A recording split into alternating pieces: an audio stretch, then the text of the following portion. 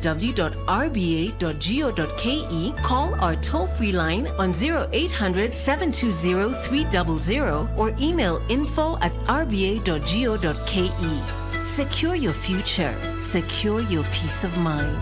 RBA, safeguarding your retirement benefits.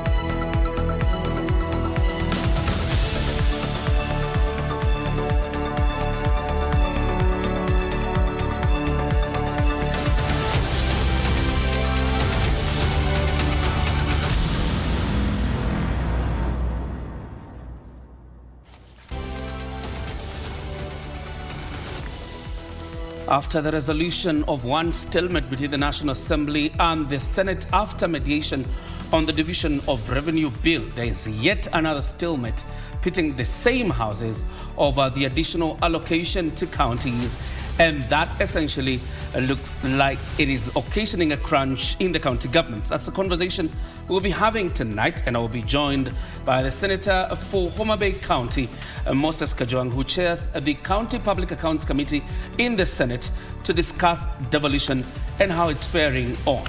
That's our conversation tonight. Such a timely conversation, especially given the fact that you've seen that delayed disbursement to counties on the 15th of every month, as stipulated in the Public Finance Management Act, Section 17, that provides for the same.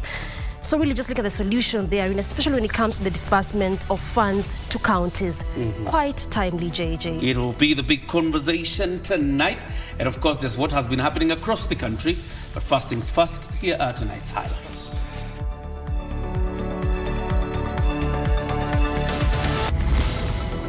In their responses to the application and the amended petition, adduce evidence on the question of any alleged cancellation or rejection of the impugned concession agreements and head of terms.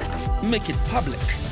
High Court directs the government to give documental proof of the cancellation of the Adani deal. Kuna stakeholders ambao wamejisikia wameachwa nje, lakini sisi tunataka kusema, tunataka kutembea pamoja ili wale ambao sio wazuri na wanatumia dini vibaya tuwaweke mahali pao. Beating a hasty retreat. Senator Mungatana withdraws the religious regulation bill, calls for more consultations. We will not be going on strike and asking to sit down and negotiate. We will be going out and asking to have the outcomes seen before we resume duties. And doctors at it again. KMPDU threatens to go on strike beginning next month over an unhonored deal by the government.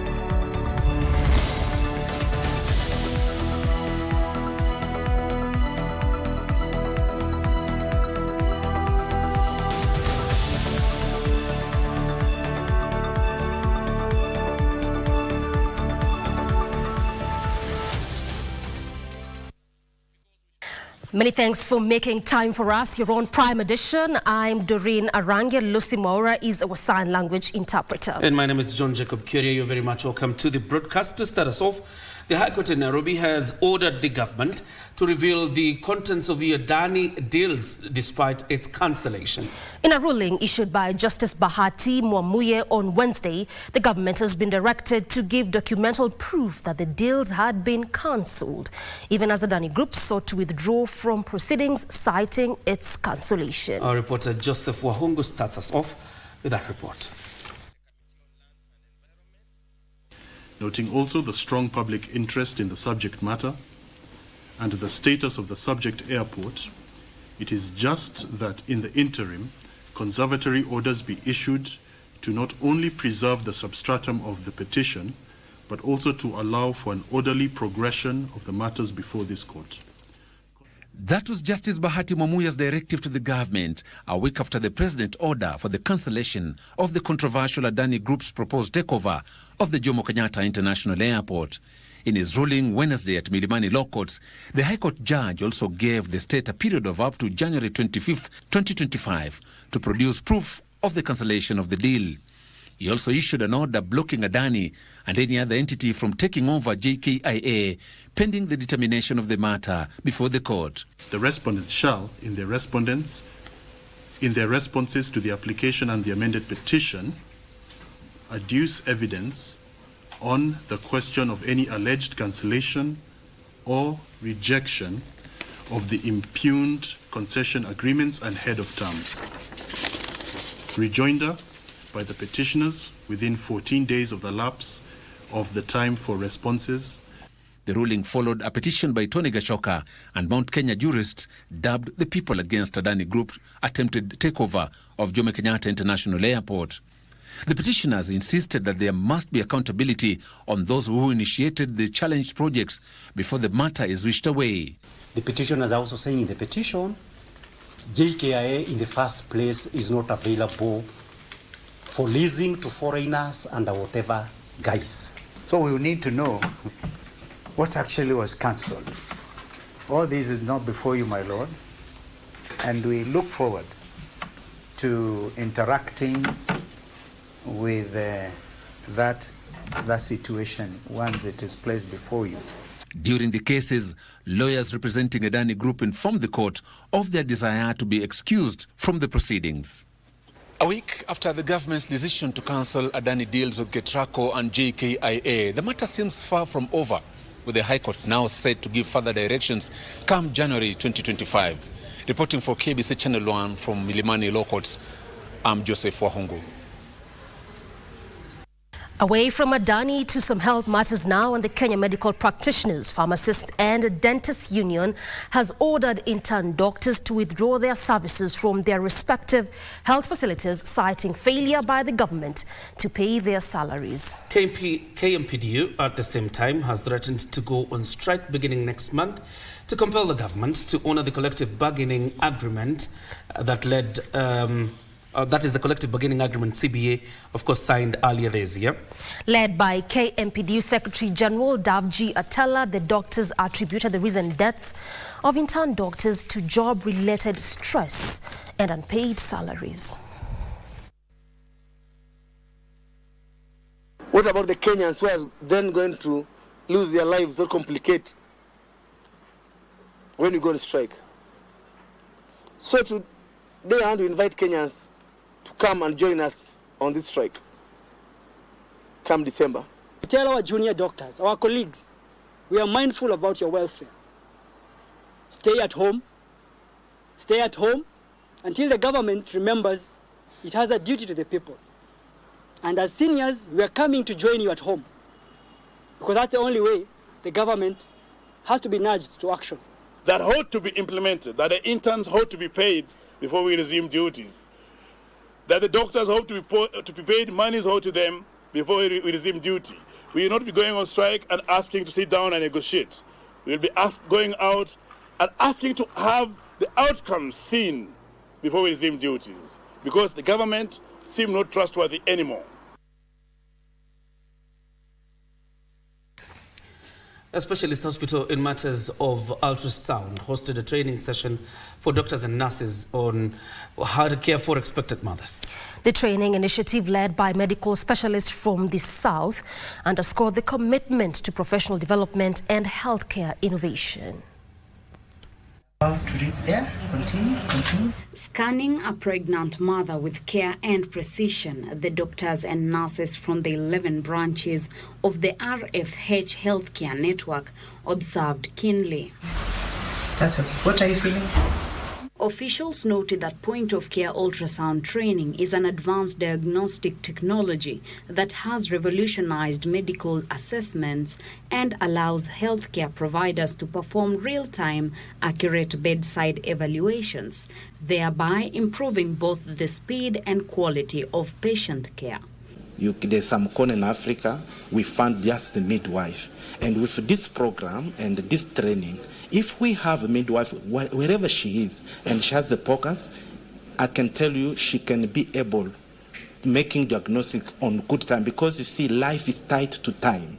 We did a lot of theory, a lot of ultrasound physics, a lot of how do you know what you're looking at on the ultrasound screen? Because I think that as you teach nurses and obstetricians this, they've never done this before. The training covered critical aspects of obstetric and gynecologic conditions alongside other diagnostic uses. We as sonographers, we not only do diagnostic, for us we go much deeper. For them, it's just the basic things that they're able to check. For me, it is more of just integrating care, and at the end of the day, the reason why we are all here is to help the patient.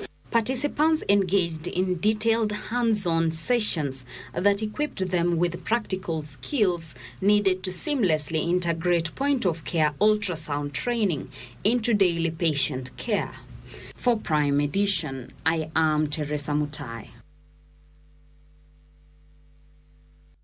Graduates of Kenya Institute of Mass Communication have been encouraged to fully embrace technology to harness their potential and create opportunities. Information, Communication and Digital Economy Cabinet Secretary Margaret Nyambura, gracing the graduation ceremony, called on the graduates to utilize the skills they have acquired to contribute to the growth of the economy. Over 600 students on Wednesday graduated from the Kenya Institute of Mass Communication. A vibrant and joyful mood filled the air as the graduates expressed optimism of securing opportunities in the job market. I've graduated with diploma in animation and graphics design. I'm so excited. I can't wait to go outside and see how the job market is. Feeling today is incredible. I'm feeling very happy, and I want to thank parents and their family members who have supported me to reach at this point. While acknowledging their hard work, Information, Communication and Digital Economy Cabinet Secretary Margaret Nyambura underscored the government's commitment to empower the youth to harness their potential in digital economy. This day marks the culmination of your hard work and determination. In addition, we recognize the crucial role KIMC plays in ensuring that Kenya's vision of digitally advanced society is realized. We've been able to facilitate these students today to be able to access facilities to confirm their skills and start off part of their practice while still on campus. The CS urged the graduates to be good communicators and ambassadors of responsible journalism. You have been equipped with skills and knowledge to make a difference too. Use your voices, your creativity and your talents to contribute to a Kenya that values innovation, diversity, inclusion and unity. As you step forward, know that you are essential to our country's vision of a safe, inclusive and integrated digital economy. So as you get out to the media, do not join a bandwagon of people who specialize in disinformation, misinformation. Be guided by the noble principles you have been taught here, where you verify facts before you go out to either distribute them or to use them as plain truth. Says Margaret, calling on graduates to take advantage of technology to effectively communicate and engage the public. Principal Secretary, State Department for Broadcasting and Telecommunications, Professor Edward Kisiangani, pledged to support KIMC to achieve its mandate through provision of adequate infrastructure and required regulatory framework. The National Assembly has been challenged to fast-track the Disability Bill 2023. While marking 20 years of diversity and inclusion and acknowledging gains made so far, PWDs noted that there still exists gaps that hinder their full participation in various spheres of the economy. Some of the key milestones made by Kenya include ratifying the Convention of the Rights of Persons with Disabilities, enacting the Persons with Disabilities Act, among others. Wednesday marked the first day of the 20th anniversary of the National Disability Inclusion Conference in Nairobi County. The conference provides an opportunity to take stock of past achievements and chart the way forward for a more inclusive future. Despite persons with disabilities still facing numerous challenges, participants in the conference highlighted some of the milestones made towards ensuring an inclusive society. That time, even having people with disabilities, in government was really unheard of. But today, what are we celebrating? We are celebrating that we now have persons with disabilities in high echelons of leadership. 20 years ago, a person born with disability was killed at birth because of the stigma associated with disability. If we don't keep the momentum, if we slack off on our mandate, all the work, this beautiful momentum that has been 20 years in the making will be just a historical story of the good old days. PWDs across the country were also challenged to ensure they acquire necessary skills to give them a competitive edge as they seek available opportunities. According to the Social Protection Principal Secretary Joseph Motari, the government is working towards ensuring more persons with disability benefit from the cash transfer program and ensure registration is further devolved to the sub-counties. The program has grown over the years from initially targeting 2,100 beneficiaries in the year 2011, and currently we are paying 67,000 beneficiaries. However, following His Excellency the President's directive in April last year, we are in the process of increasing the number. On the Person with Disability Bill 2023, committee 2 weeks ago held a series of engagement with the National Council for Persons with Disability in Mombasa, and I'm pleased to note that I will be tabling the report before the National Assembly next week for onward reading and passing of that bill. The Ministry of Labour and Social Protection, in partnership with the National Council for Persons with Disabilities, are working together to produce the first national policy for persons with disability. This policy is said to be Kenya's first disability policy in history. Nancy Okwari, Prime Edition. We revisit a top story where Tana River Senator Danson Mungatana has withdrawn the religious regulation bill, which has faced a backlash from a section of religious leaders. The senator says the decision to withdraw the bill followed a wider consultation between religious and political leaders. Subsequently, the clergy has welcomed the move, calling for more engagement in regulating religious institutions. Former chair of Senate Task Force on Chakahola killings and the sponsor of the proposed church regulation bill, Senator Danson Mungatana, has withdrawn the said bill on grounds of mutual agreement with the religious leaders. We shall take a step back, seek a wider stakeholder engagement so that we walk this process together. But as it stands now, I wish to confirm that we have written to the Speaker to withdraw this bill.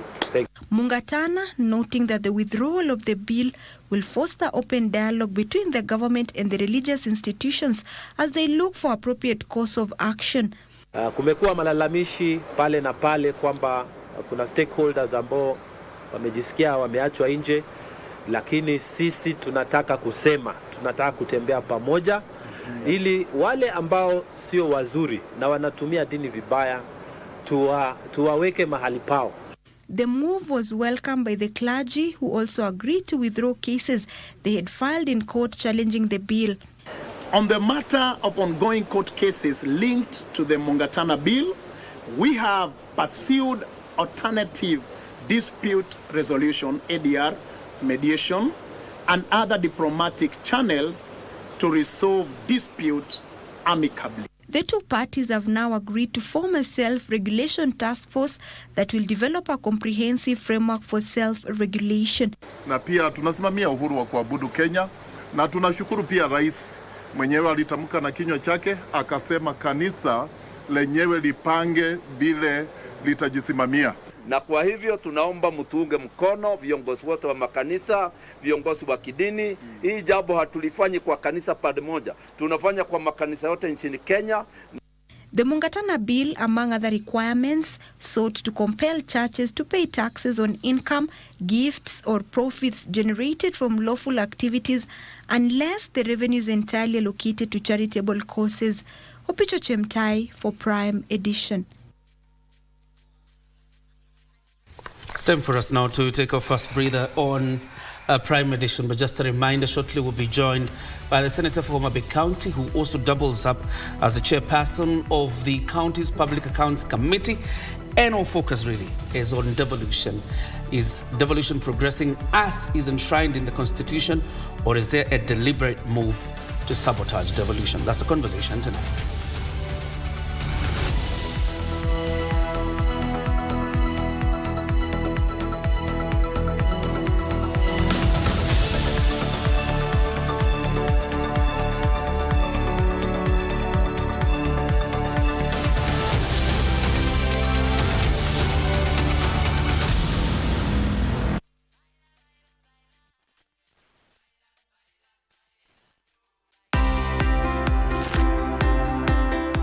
This 43rd JKUAT and 11th PAUSTI joint convocation ceremony marks a moment of immense joy and pride as we celebrate our students' academic achievement. As we celebrate our graduates, I encourage them to embrace a spirit of discovery and resilience. Congratulations to the class of 2024.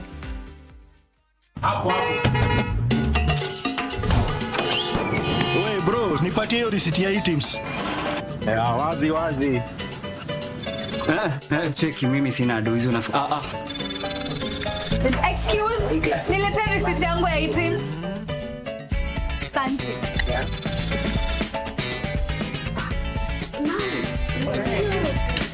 Ni pesa ngapi? 3,000. Hebu nisaidie na ile risiti ya items. Nimeshinda mili. I'm the latest millionaire. Marry me, baby. Yes! Guys, nimeshinda laptop. Nimeshinda TV 50 inches. Nice na Risiti Legit promotion kutoka KRA. Download Risiti Legit app, scan QR code kwenye risiti yako, ujishindie zawadi kem kila wiki. Kuna grand prize ya milioni 3 kwa washindi watatu, milioni kila mmoja. Christmas ni sahi, ishafika na ni kubwa. Kweli? Hii Kristi ni bomba na Blue Santa kupitia star 570 hash option 1. Rudia. Star 570 hash option 1. Iko PlayStation 5 na 55 inch TV na iko 500,000 Kenyan shillings. Na mbuzi moja? Na mbuzi. 1 million Kenyan shillings na Samsung S24 Ultra. Na mbuzi moja? Iko 2 million Kenyan shillings na iPhone 16 Pro Max. Na mbuzi mbili. Blue Santa amekuja na zawadi kibao. Na ni kubwa. Hapa kuna ndogo. Hapa Christmas ni bomba.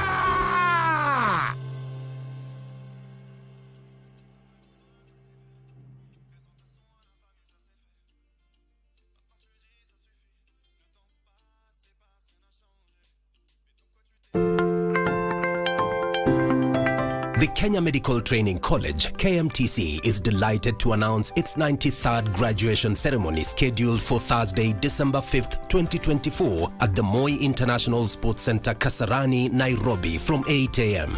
Graduates are reminded to pay a non-refundable graduation fee of 4,000 shillings using the payment details provided on the screen.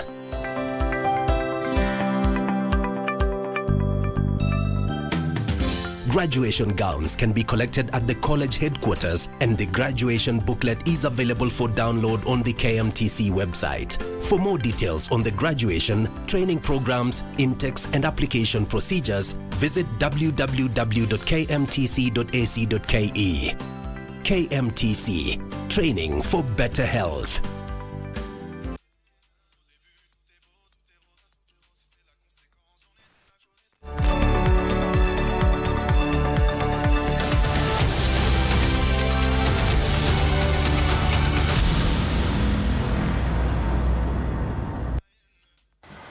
Welcome back. Let's continue to inform you, and police are zeroing in on some influential individuals as they intensify the crackdown on illicit drug trafficking cartels. Speaking exclusively to KBC Channel 1, the acting commandant, Kenya Police, K9 Unit Services, Isaac Chamrurok, at the same time singled Moyale and Isebania as the main entry points of narcotics and hard drugs. So far, over 51 suspects have been arraigned in courts countrywide to face charges related to the possession of heroin, bang and cocaine, among others.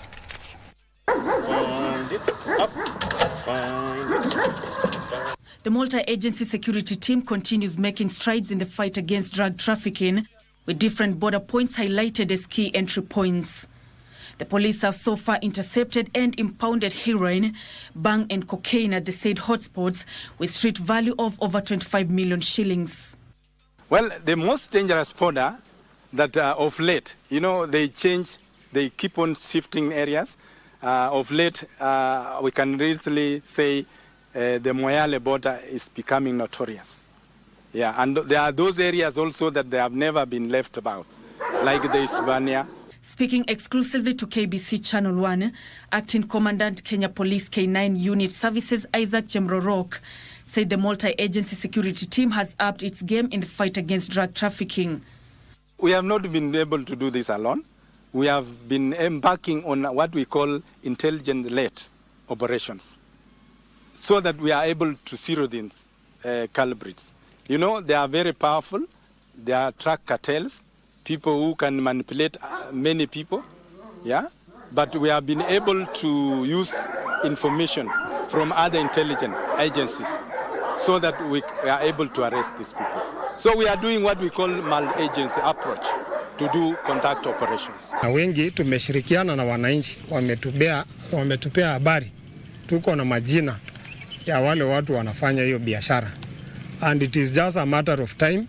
We are going to catch up with them. He further called on members of the public to collaborate in combating drug trafficking across the country. The scrupulous drug cartels in our country that will not allow you, and I can say this without blinking my eye, that we will not allow you going forward to bring drugs and destroy our society. So far, over 51 suspects have been arraigned in courts countrywide to face charges related to the possession of heroin, bang and cocaine, among others. By use of dogs, we have been able to manage to snap these culprits that they always come through our borders. When this happens, it was not called.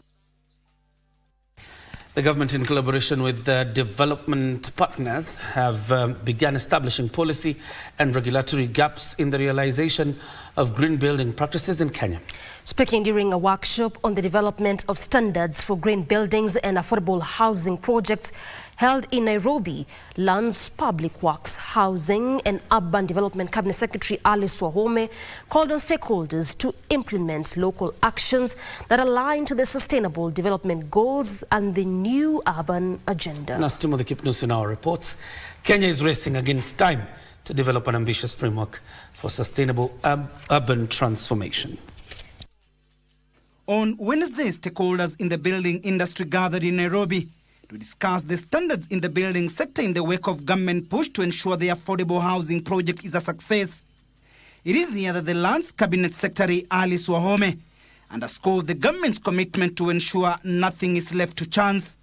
Kenya made significant contributions and signed a declaration aimed at tackling essential issues concerning building and decarbonization and climate resilience. I had the privilege of hosting our inaugural National Forum on Buildings and Climate Change, which represents a significant step in the nation's endeavors to tackle climate change within the buildings and construction sector. This even as she called on all stakeholders to join hands to implement local actions that align with the Sustainable Development Goals and the new urban agenda to realize urban transformation. And we agreed that wherever and whenever the World Urban Forum is called, and COP, whatever the number the year, we will be there with our agenda, and we agreed we'll be speaking loud and consistent so that we can then plan better and be present. Because during the forum, a section of speakers faulted individuals poking holes in the affordable housing project, terming the initiative a game changer. We criticize almost everything as a country, and that is not right. Affordable housing is providing a lot of solutions to our urban population, people who are not able to get decent housing. We support as COG, but things must be streamlined. People who are in that sector, who are contributors in the affordable housing sector, the players, must do the right thing. We're here bringing together different key stakeholders so that we can integrate these green building standards, so that we can harmonize the processes, so that affordable housing can not just be serving as a platform for the government to deliver dignity with housing as a platform, but also to showcase climate action leadership. Timothy Kipnosu for Prime Edition. Now, to our weekly feature, cinemas and theatres, we take a look at a play dubbed Repeat After Me that fights societal stigma surrounding mental illness and fosters empathy for those who feel marginalized and misunderstood. The play delves into the complexities of mental health conditions following the lives of Zuweni and Obam, two young individuals grappling with dissociative identity disorder and schizophrenic disorder, respectively.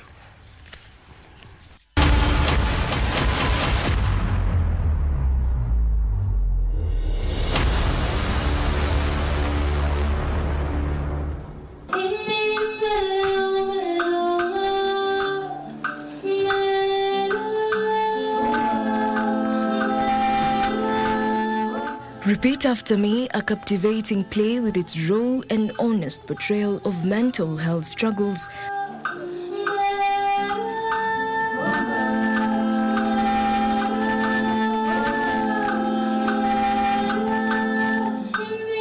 Delves into the lives of Zuweni. Do this!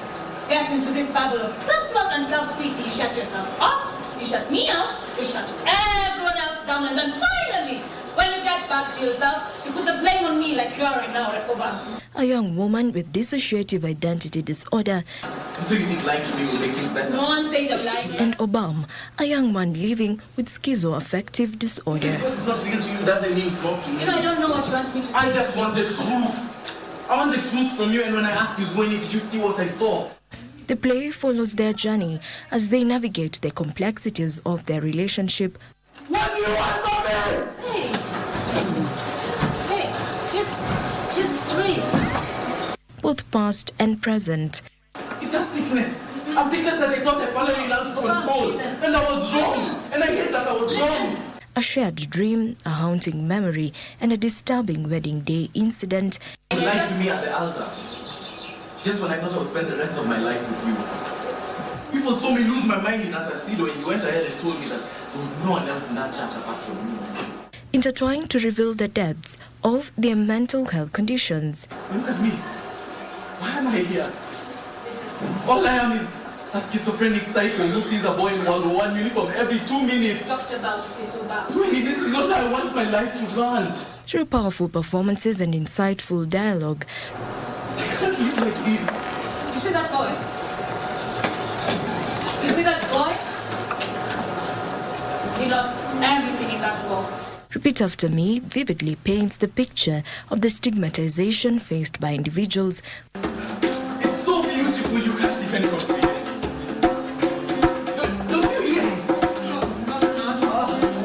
The singers start to sing. With mental illness in contemporary African society. The idea was to really speak about things that are not being spoken about enough, which is cliche because many directors will tell you that, but at least from my stand, I can say that it was intentional, and I am happy with what we've achieved because we are telling a story, talking about things that are maybe misinterpreted or taken lightly, because we live at an age where, mental issue, navuta mavitu, mental issue, to be prayed for, see something, or there's a lot of misconception and myths going around that, and that's what we're trying to debunk. He poured the gunpowder in his mouth and swallowed it like it was nothing. Then proceeded to crush the poor man's skull with his bare feet. I mean, that guy was just something else. Mike Mwangi, the play director, says the play encourages empathy and understanding, inviting audiences to consider the experiences of those who often feel marginalized and misunderstood. There is a lot of awareness in what we are trying to speak about. It has grown. People are coming out of the show having learned about schizoaffective disorder. They're coming out of the show having learned about dissociative identity disorder. They're coming out having been aware of the notion around self-acceptance, appreciation, and self-awareness. And that, for me, is a win-win. Hey! Hey! Soda! Soda, don't be stupid! Don't be stupid! Soda! Fight me! Jacqueline Masharia for Cinemas and Theatre.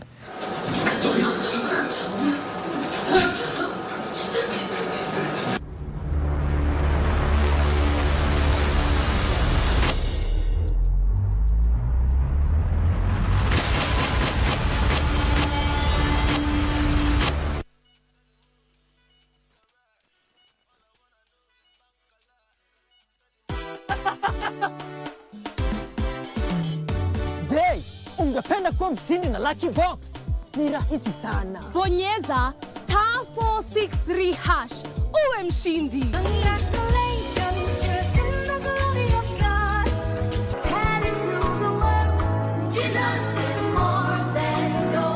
Still running this race called life because some of my friends who dated you are not around anymore. Storia anxiety attacks. Yes. It's like it's very common among the creatives. Very rampant. Just a survivor or somebody who's experienced these things, anxiety and depression, and by the grace of God, lived to tell about it. My dad went missing when I was 7 years old. Okay. Kila mtu anaweza kuwa mshindi. Bonyeza *463# uwe mshindi. Kuchagua box ni kuchagua chapa.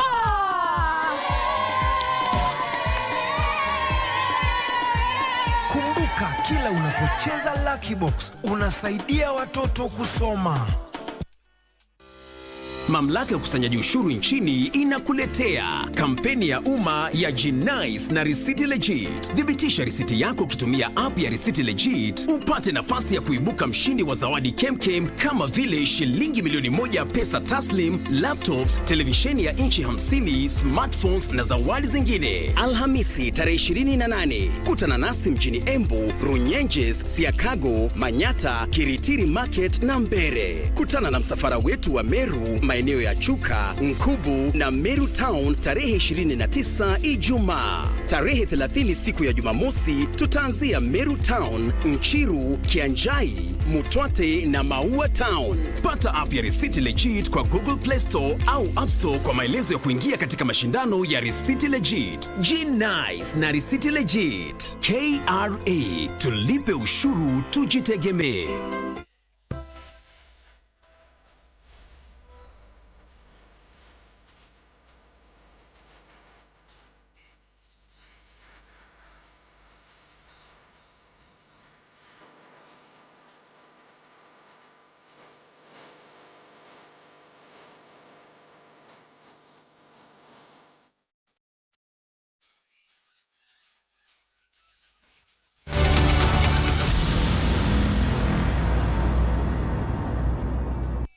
Welcome back. You're watching the Prime Edition. Shortly, we'll be talking to Senator Moses Kajwang.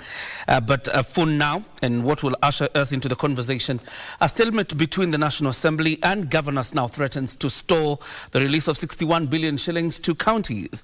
The Mediation Committee on the County Government Additional Allocation Bill failed to agree on additional funds to the counties amid a court case filed by governors over the denial by the National Assembly to release road maintenance levy funds amounting to about 10 billion shillings. The MPs are now threatening to ground negotiations with senators on the crucial bill that also provides for monies for the payment of community health promoters, that is CHPs. and we have asked a question to the... The Mediation Committee on County Government Additional Allocation Bill held its first meeting seeking to find an agreement on amount of additional funds to be devolved to the counties. The mediation coming after two houses passed contradicting figures, the Senate allocating 61 billion shillings, while the National Assembly reduced the amount to 46 billion shillings. Members of the National Assembly demanding governors withdraw the case they filed in court, challenging the National Assembly's move to deny the road maintenance levy fund amounting to 10.5 billion shillings before the negotiations begin, a position that senators objected. The county government, through the Council of Governors, withdraw that court case and we proceed. So I doubt this is a matter that we can conclusively conclude today. Supposing this committee do not agree, so what happens? That's one.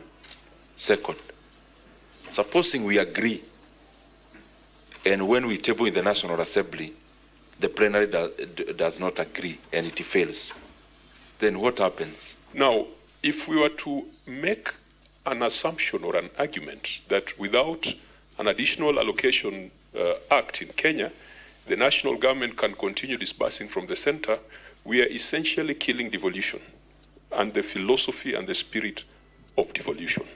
The Road Maintenance Levy Fund is among 8 funds provided for in the County Government Additional Allocation Bill 2024. Others are allocation for the payment of community health promoters, allocation for county aggregation industrial park, and allocation of construction of county headquarters in 5 counties, among others. The National Assembly is making proposals that are guided by the budget that we approved, so that we do not find ourselves in a situation where we are saying we are denying the county this money. The senators taking issue with their counterparts from the National Assembly for attempting to collapse the bill that may lead to a cash crunch at the counties. I seem to be picking a political search for a way of having the thing to collapse and then monies are not disbursed. Besides scrapping 10.5 billion shillings road maintenance levy fund allocation, the members of the National Assembly reduced the allocation for community health promoters to 2.5 billion shillings from 3.2 billion shillings. The National Assembly also reduced the budget for county aggregation industrial parks by 2.5 billion shillings. One of the ways you might want to consider is for the Kenya Kwanza government to openly pronounce itself and say it is no longer interested in industrial parks. People will understand. It is no longer, we can no longer deliver on the promise we gave on these CHVs so that people can understand. We all support devolution. Members of the National Assembly, members of the Senate, we have done it through action. The Council of Governors has, however, maintained it will not withdraw the case. Gishoki Washira, Prime Edition. And Senator Moses Kajwang, the Senator for Homa Bay County, who also chairs the Public Accounts Committee in the Senate, joins us tonight. Thank you very much, Senator, for joining us. Thank you. How are you doing? I'm doing well. Quite a loaded statement you've made there, that essentially denying this additional allocation to counties will kill devolution, which leads us to the question tonight. Is devolution under threat? Thank you. Devolution is under threat. Counties have become HR and payroll offices because whatever money we are sending to counties right now, most of it goes into payment of salaries. A little bit of it goes into operations, which is fueling of vehicles, mandazis and tea, and very little is going to development. The principle of devolution is to bring services and development closer to the people. It acts on the principle of subsidiarity, that citizens are best served at the lowest unit possible, not at the center. And that is why Kenyans clamored for this constitution. That is why many Kenyans cherish this constitution, because devolution affords them an opportunity to define their priorities and have those priorities executed at the lowest level possible, which should be the wards or the villages. But we listened to an argument today that even if we don't pass the legislation that is subject to mediation, which is the County Government Additional Allocation Act, that the national government can still find a way of sending that money to the village and the ward. We fought and blood was shed. We fought for this constitution so that we could not be micromanaged from Nairobi. And that is why, if you look at the principle of this constitution, the government in Nairobi takes care of foreign affairs, takes care of defense, takes care of broad things like education policy that cuts across the nation, takes care of even agriculture. It's just at the policy level. Implementation and execution is at the county level. Even health. Take, for example, the issue of community health promoters. Community health promoters are essential in provision of primary health care. That is a function that Kenyans gave to county governments. But we are seeing some thinking coming from the national government using their agents and proxies in the National Assembly, saying that even if we don't put legislation in place, then the national government can still decide to send money to that small hospital in Mfangano, or the national government can still continue to pay the 100,000 community health practitioners or community health promoters, and yet these are agents and employees of the county governments. Devolution is under threat, and if you don't manage these fiscal and monetary bills properly, we are going to kill counties. And for the first time since the onset of devolution, we have never amended the division of revenue. In fact, it has been like a Bible. It has been like a sacrosanct document that once it has been passed and approved, it is not touched again. For the first time in the history of devolution, we have amended the division of revenue not once but twice. Devolution is under threat. And we'll talk about the division of revenue bill, but just paint a picture for us, because you've talked about community health promoters. Of course, this is a program under threat, yet initiated by the national government, where the national government pays half and then county governments also pay the remaining half. But the big question is, other than the CHPs, if this 61 billion shillings doesn't go to counties, paint a picture for us. What is affected if the 61 billion shillings doesn't go to counties? Out of the 61 billion, you have 40 billion plus, about 42 billion, which has come from loans and grants.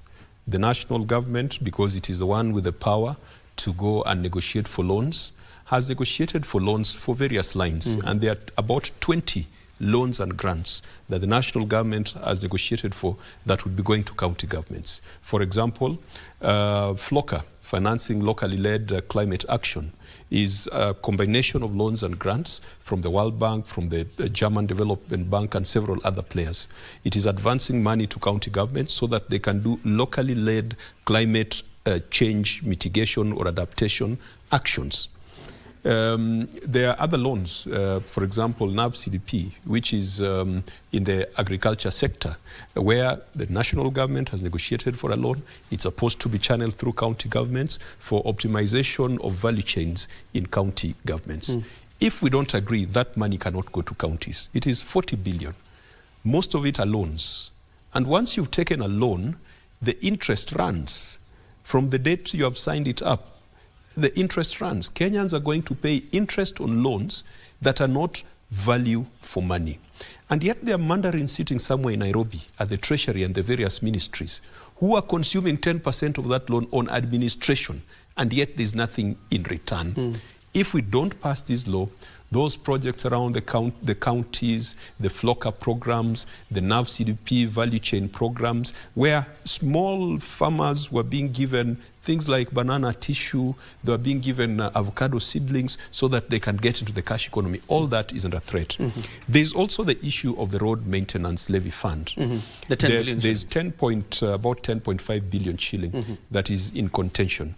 Now, today we agreed that the road maintenance levy fund is subject of litigation, and the courts have given certain orders that Parliament refrains from allocating that money, or any other agency refrains from allocating the 10.5 billion. So that 10.5 billion is frozen.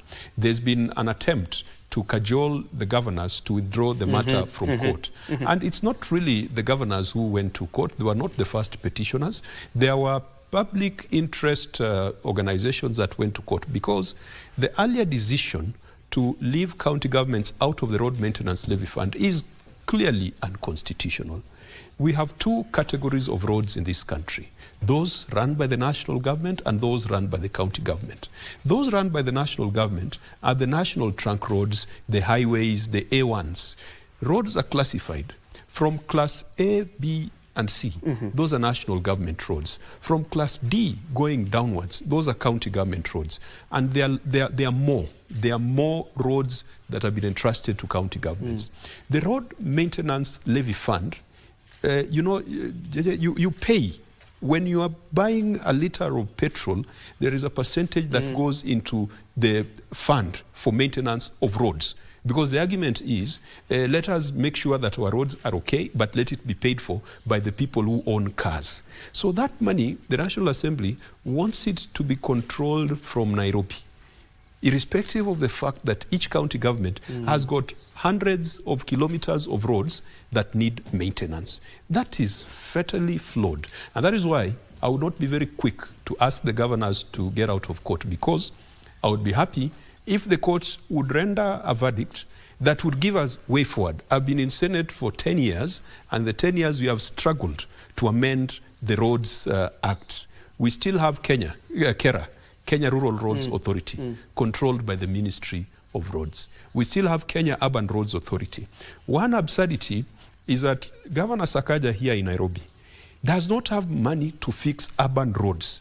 And almost every single road or street in Nairobi is an urban road. That is done by KURA, Kenya Urban Roads Authority, that is controlled by the Minister for Roads. And so even 2 days ago, the roads in Nairobi were flooding, and everyone was on Sakaja's case, telling him, you need to remove all the dimples on our roads. He does not have the money. The money is with KURA, a national government entity.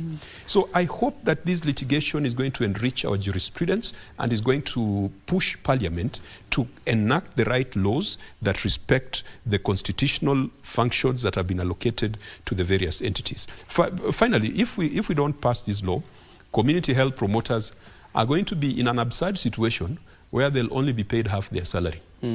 Because we came into the craziest arrangement that I've never heard of. It's like agreeing with your wife that you'll be paying half the salary of the house girl, and she pays half the salary of the house girl. Chances are she will always be paying, but you'll never be paying. And that's what's going to happen with the community health promoters. All right. That we split their salaries into two. They are paid 5,000 by national government, 5,000 by county governments. County governments are paid, national government hasn't paid. And look at that mother, that lady or that young person who is counting on the 10,000 shillings for her to make ends meet, for her to send a child to school, for her to service a SACCO loan, for her to take a loan to build a house, for her to take a loan to improve her studies. And then she's only paid 5,000, the other 5,000 is stuck because some guys in Nairobi could not agree. I think the consequences are extreme, and we should not even contemplate the collapse of that bill. And we made ourselves clear today that let us not be thinking about the collapse of the bill. Let's find a way of making sure that the bill is enacted. And yet, this is not the only stalemate. Today you were discussing another stalemate, but of course after mediation on the Division of Revenue Amendment Bill. Do you have a way forward on that? Because, well, the mediated version came to the Senate, but is this the end of it, that finally we'll have the Division of Revenue Bill? The mood of the House this afternoon was to reject the mediated version of the bill because the mediated version has moved from the initial 401 billion to 387 billion. It is definitely not enough because in the prior year, county government received 385 billion. So it is a very superficial increment of 2 billion. Now, there is inflation, and whenever you're making budgets, you must put in or factor in inflationary pressure. But beyond the inflationary pressure, there is what we've called non-discretionary expenditure that has been occasioned by new tax laws. So new tax laws, the contribution that counties are going to make, for example, to the housing fund, has gone up in terms of several billions. The contribution that counties are making to the Social Health Authority or the Social Health Fund has also gone up. The counties cannot avoid incurring that expenditure. So it means that counties are going to have less money than they had in the past financial year. And yet there's pressure, there's service pressure. Everything is growing. The population is growing. Cities, urban areas and towns are growing. The need for medication is growing. There is pressure.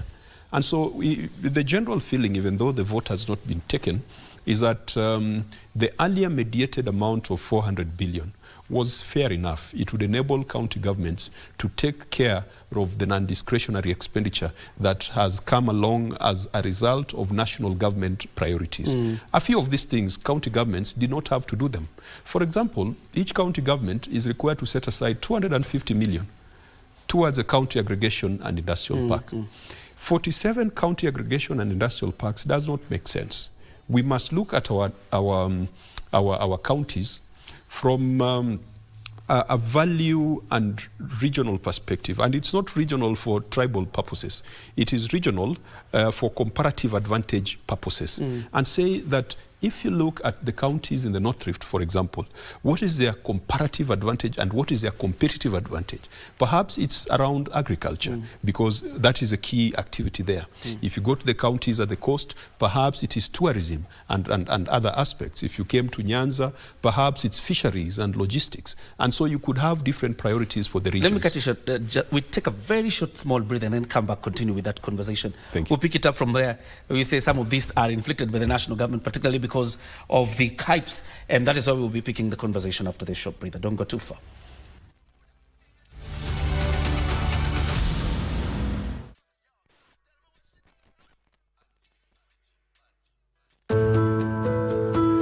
Have a complaint, or is something just not adding up with your pension scheme? It's easy to file a complaint directly with the Retirement Benefits Authority, and it's absolutely free. Just visit www.complaints.rba.go.ke and follow the prompts to file your complaint. RBA will acknowledge your complaint within 7 working days. Your complaint will be reviewed and addressed within 30 working days. Your time and peace of mind are important, and anyone dissatisfied with a decision of RBA can appeal to the Independent Retirement Benefits Appeals Tribunal. RBA is here to listen and resolve your complaint promptly, because your retirement should be stress-free. For more information, visit our website www.rba.go.ke, call our toll-free line 0800 720 300 or email info@rba.go.ke. Secure your future. Secure your peace of mind. RBA, safeguarding your retirement benefits. Star 570 hash.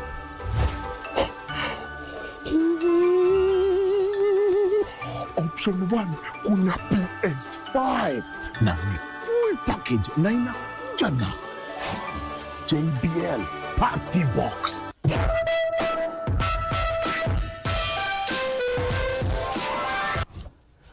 Your boom experience pia iko.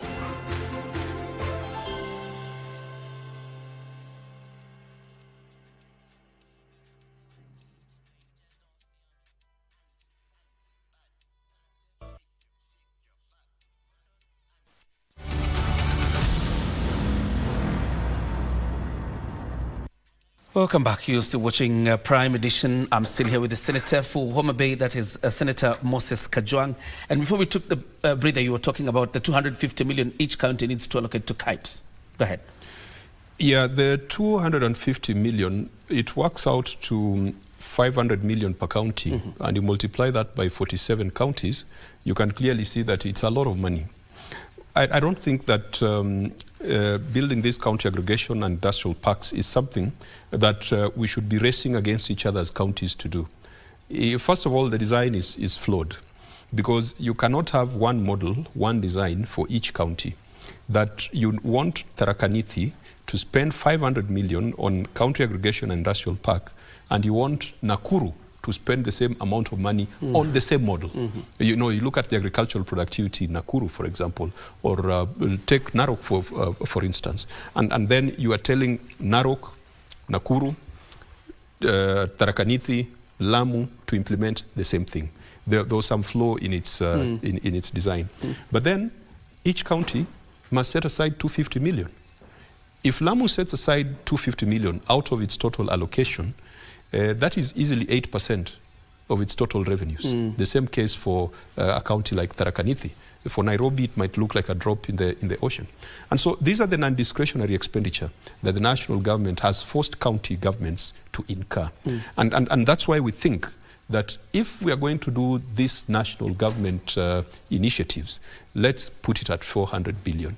But if then the government says that, or they admit, which they rarely do, that some of their plans were ill-conceived, then we can say, fine, let's reduce the allocation to counties by some 3 billion, which was supposed to go into the county aggregation and industrial parks.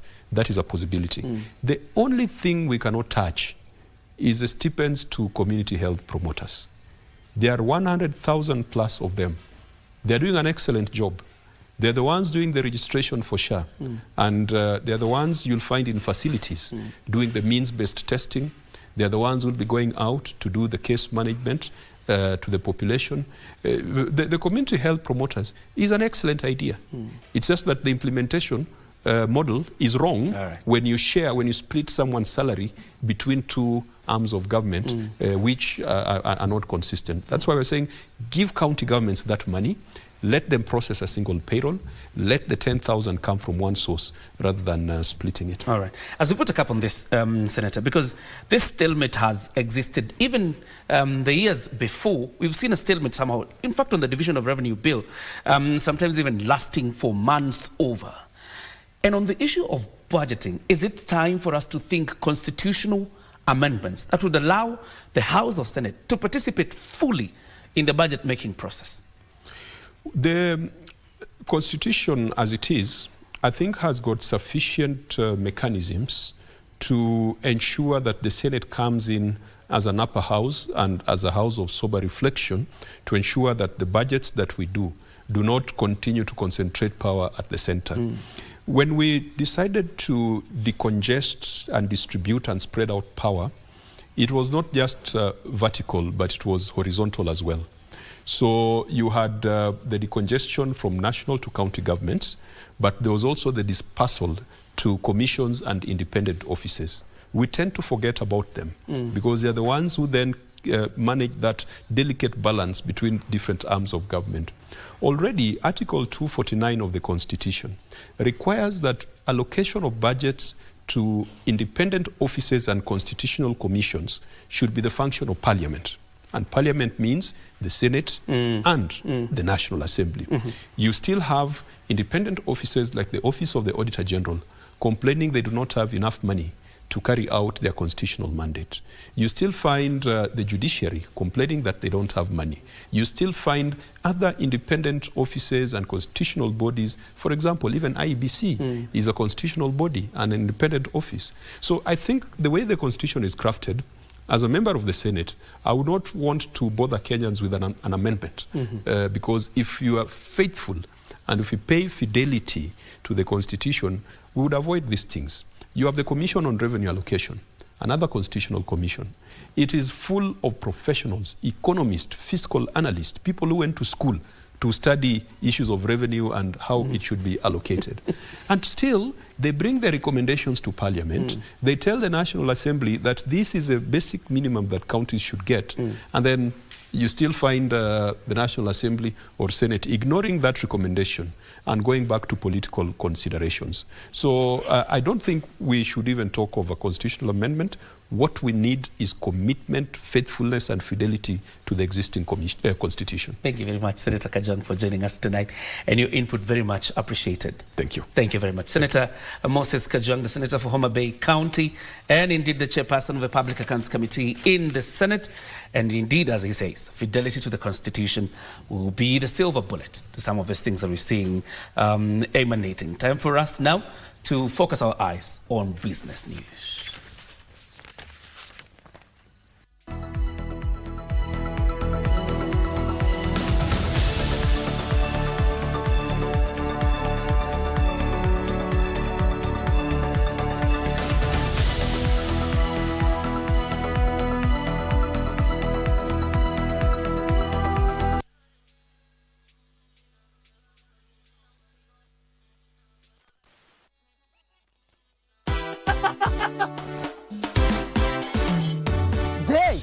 ungependa kuwa mshindi na Lucky Box? Ni rahisi sana. Bonyeza *463# uwe mshindi. Kile unanikatianga, mimi ninakataa ndio unakuja kuniwekelea hapo. Nani? Ndio uende pole pole. Wewe naona niambia naona kani hata wewe unauliza ama ni mama anauliza. Mama ni nani? Okay, bring it on. Mheshimiwa. Ati? When did you start to printing money and you are not at the Lalu? Yeah? When did you Sasa unaongea kizungu sasa. Shut up, I'm talking. Kila mtu anaweza kuwa mshindi. Bonyeza *463#. Uwe mshindi. Kuchagua box ni kuchagua chapa.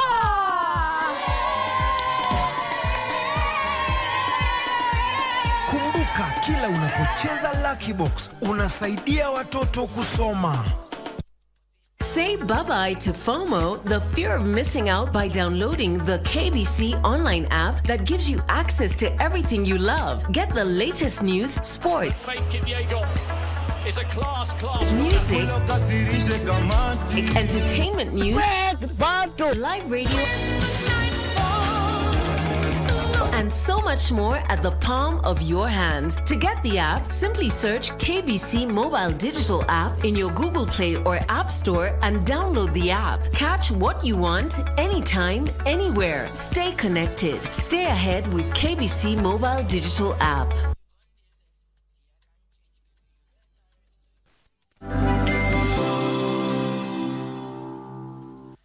Welcome back. Time for your business news now. And President William Ruto has directed Parliament to increase the budget allocation for the Kenya Innovation Agency to 500 million shillings in the 2025-2026 financial year. He further directed that the agency is moved from the Ministry of Youth Affairs, Creative Economy and Sports to be domiciled under the Office of the President for better management and close scrutiny. Kenya continues to lead the continent in startup funding, attracting $437 million in 2024. This is followed by Egypt at $373 million, Nigeria with $218 million, and South Africa at $125 million, according to the latest data from the Kenya Innovation Agency. President William Ruto commended Kenyan startups for their innovation and boldness, which has earned them recognition locally and globally. He reaffirmed his commitment to boosting the innovation ecosystem. Going into the future, we must have a clear, determinate budget. I'm going to be proposing to Parliament 500 million for Kenya Innovation Agency and $1 billion shillings for startup fund. It is good to have a fund in government, but there's no amount of money that can be budgeted through our appropriation that can fund startups more than what venture capitalists can do if we de-risk their investment. And say if this percentage of your investment can be recouped if in the first 3, 4, 5 years the company you target doesn't make it.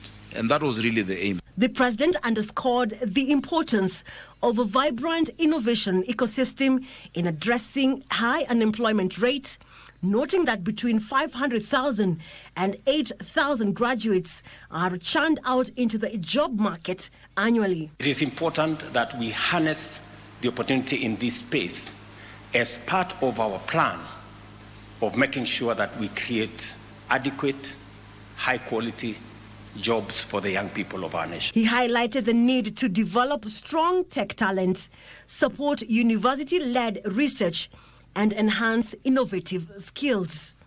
We need to reorient our minds towards making sure that the university becomes what it ought to be.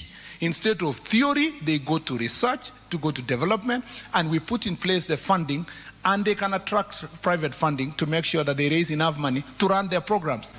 Innovate, scale up the ideas that come, making sure that we commercialize either research from our university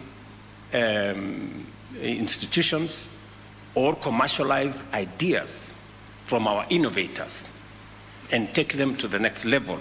Ruto also cited ongoing initiatives like the Research to Commercialization Accelerator, which has supported 18 enterprises and raised over 100 million shillings. The Kenya Network of Entrepreneurial Institutions, which empower university leaders to drive entrepreneurial transformation, and the Timbuktu Green Tech Hub, which aims to mobilize $1 billion for 10,000 African startups. These efforts, he said, will position Kenya as a global innovation leader while fostering sustainable economic growth. Waidi Mojenga for Prime Edition. The government has connected 13,000 kilometers of fiber optic cables across the country in the ongoing implementation of Kenya Digital Economy Acceleration Project. Information, Communication and Digital Economy Principal Secretary Engineer John Tanui says new additional infrastructure will be deployed to meet the target of 100,000 kilometers in the first phase, which was rolled out in 2023 and is set to be completed by 2028. In April 2023, the World Bank Group Board of Directors granted approval for a first phase financing of $390 million to the Kenya Digital Economy Acceleration Project. The project, which focuses on expanding access to high-speed internet, improving the quality of education and selected government services, as well as building skills for the regional digital economy, has seen 13,000 kilometers of fiber optic cables laid. ICT and Digital Economy Principal Secretary Engineer John Tanui says the project has so far improved connectivity, reducing the need for travel to access information and services, minimizing the carbon emissions footprint, and facilitating service delivery. So the project has just begun, and we are very happy with the support we've got from our development partners, this World Bank, with the funding to ensure that we are able to deliver the commitments we made and to ensure Kenya's digital economy grows.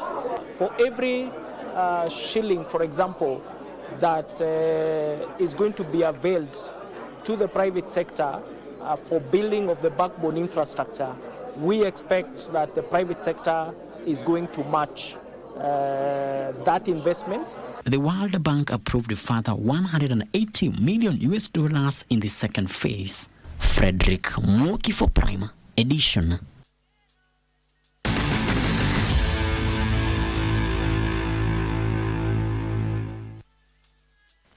Just in time for sports with me, Bernard Dokumu.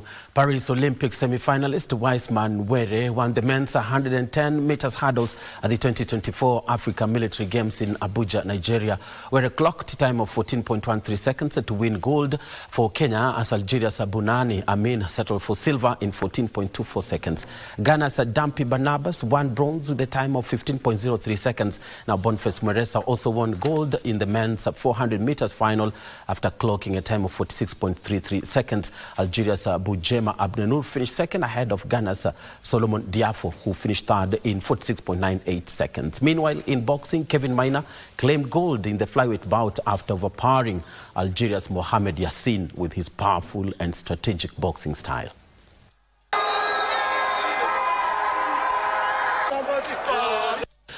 And to soccer now, where Kenya's women national team Harambee Starlets have departed for Morocco ahead of two friendly matches against Morocco B on Friday at the Mohammed VI football complex in Rabat. Now head coach Beldino Demba traveled with a squad of 21 players, among them Elizabeth Ochaka and Christine Adhiambo, who played in the Under-17 FIFA Women's World Cup in the Dominican Republic. The team will play the first match on Friday at 8 p.m. East African time, while the second match will take place on Tuesday next week. The friendly matches are crucial for Starlets as they aim to build on their recent performances in the Pink Ladies tournament in Turkey.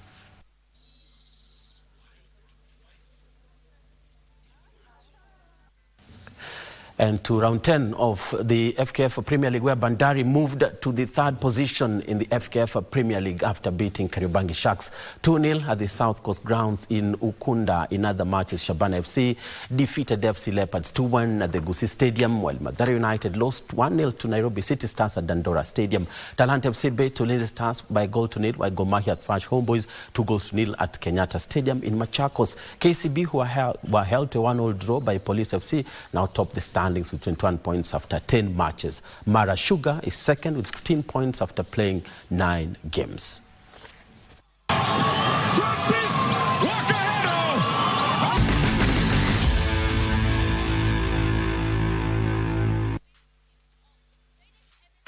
Well, and on that note, that's how we wrap it up on sports this lovely evening. I'm Bernardo Kuma. Hand you back to Doreen, Arange and JJ to put a cap on today's edition. Have a lovely evening.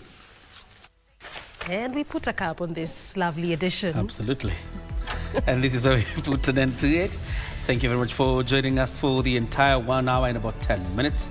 Have yourself a fantastic night. My name is John Jacob Kioria. Lucy Maura was our sign language interpreter. And I'm Doreen Arange. Good night.